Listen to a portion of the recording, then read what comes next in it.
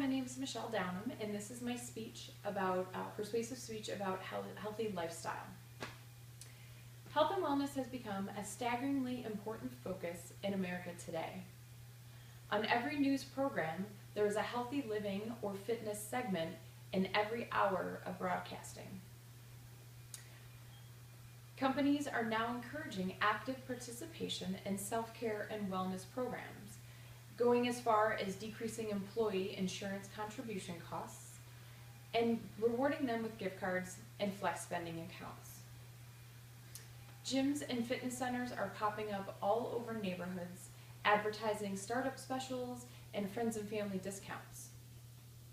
A myriad of health food companies have created superfood lines and cleanse programs to promote a healthier daily diet. Why the push over the last 10 to 20 years to live a healthier life? Perhaps it has to do with the blatant statistics about obesity and chronic disease caused by unhealthy living by Americans. According to the Center of Disease Control, in 2014, over 1/3 of adults in the United States are obese. That's an incredible amount of citizens in this country that are existing in a chronically unhealthy state. Obesity-related conditions include heart disease, stroke, diabetes, certain types of cancer, which are some of the leading causes of preventable death. An estimated annual medical cost of obesity in the U.S. is $147 billion, and the medical costs for people who are obese are $1,400 higher than a normal weight person. The healthcare system in the U.S. is struggling, to say the least, and obesity and unhealthy lifestyles are a huge burden on it. By minimally altering one's lifestyle, drastic changes in health and well-being can occur over time. 3 simple ways to accomplish this are through diet, exercise, and rest. The word diet has always had a negative connotation to it. But why is this so? Diet simply refers to the usual food and drink a person consumes. And yet everyone dreads the word, and what its meaning is, colloquially, is restriction. Honestly, one's diet is either good or bad. It's that simple, that basic.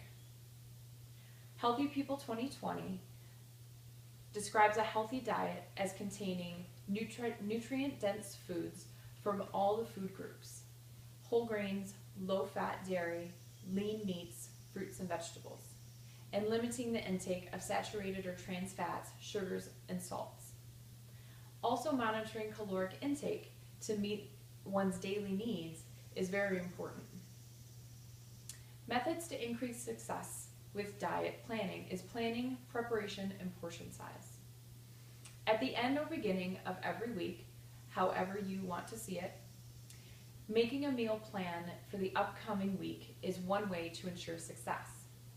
By thinking ahead, grocery shopping is more efficient, time and money-wise. Meals can be prepared in bulk and portioned out, and vegetables and fruit snacks can be packaged for on-the-spot hunger cravings. I practice this mainly because when I'm hungry, and I want a snack right now, and it's not always an option to stop and prepare it. Sometimes something on the go, just grab it and eat it and you're satisfied. It helps to decrease me from going to the vending machine at work to satisfy that craving.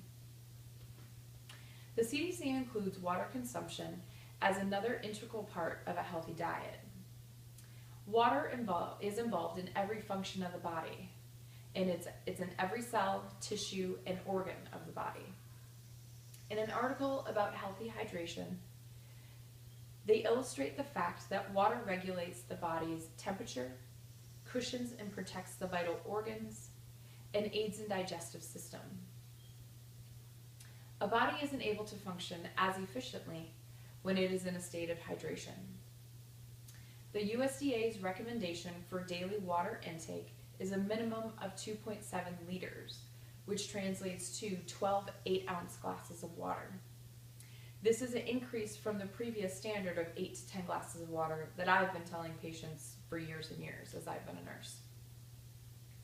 Water is particularly important before, during, and after physical exercise as well. Healthy People 2020 states that more than 80% of adults do not meet the guidelines for both aerobic and muscle strengthening exercise activities. Furthermore, the CDC recommends 2.5 hours of moderate physical activity per week, which breaks down to about 45 to 50 minutes 3 times a week. Activities such as walking, bicycle riding at a moderate pace is sufficient and enjoyable. Now that summer is rapidly approaching in Michigan, outside activities are not only easily accessible, but free. Michigan also has many beautiful and meticulously upkept state parks that are perfect for outdoor fun.